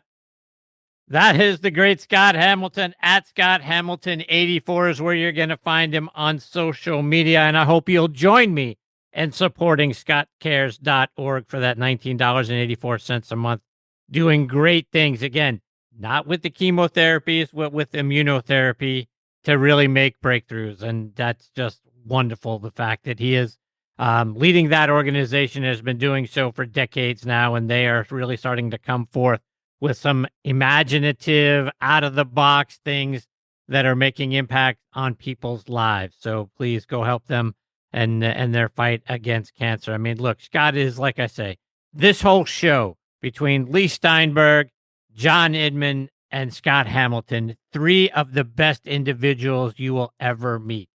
Out always doing great things, making the segments so informative, making them so much fun. This was just, this time just blew past me. And I could have gone on with Scott. I mean, I've got 4 pages of notes for Scott. I had 2 more pages with Leigh and another page with John. I could just go on and on talking to them because just the way that they present their stories, present themselves, and the energy and enthusiasm and positivity. And I hope it came through your speakers, because it certainly came through to me, and it has each and every time they've been a part of the show. So again, at Scott Hamilton 84 is where you're going to find him. Got to sit across the table from Ingemar Stenmark. How great is that to have that guy, a 2-time gold medalist in alpine skiing, just come and sit down across the table from you, and to find out at the Olympic Village in a movie theater that you're going to hold the American flag and be the guy that leads the team out in the opening ceremonies. Unbelievable. And that's who Scott Hamilton is, because he is unbelievable himself. We'll catch up with him again soon. All right, my friends, it is time for me to put a bow on this very fun and special episode of Next on the Tee. My sincere thanks again to Leigh Steinberg, John Inman, and Scott Hamilton for joining me. Scheduled to be here next time are, of course, Tom Patry will be back. 2-time major champion David Graham will also make a return appearance, as will another one of the top instructors in our game, Mike Malizia. So, folks, you're not going to want to miss that show. I want to thank our friends, as always, at Trib Live for being such wonderful partners with me here on the show and for hosting it on their site. For the latest news from Western Pennsylvania and beyond, including your favorite sports, go to triblive.com. You can find this show by then clicking on the Sports Section tab. Most recent episode, right in the center for you right there on the homepage of the Sports Section. Or you can find the show by typing in podcast.triblive.com. You'll then see Next on the Tee. Click on that. Many of the most recent episodes from this season are available for you there. But you can also find it pretty much anywhere you get your podcast content. We're out there on Apple Podcasts, Spotify, Amazon Music, Good Pods, GolfNewsNet.com, and now you can find us on Substack as well. Go out there and subscribe to my Substack page. You'll find the show and a lot of other things available for you there as well. But as you guys know, each and every week, the biggest thanks, a huge dose of vitamin G goes out to each and every one of you for being the greatest supporters in the history of podcasts, bar none. I'm so grateful for each and every one of you for pressing play. Until next time, hit 'em straight, my friends. Thanks for joining Chris again this week on Next on the Tee. We hope you enjoyed the conversations as much as we did. Please share the show with your golf buddies and be sure to follow it on Trib Live or your favorite podcast app so you never miss an episode. Thanks for pressing play and being part of the journey. We'll see you next week, right here, where the best minds in golf share their stories.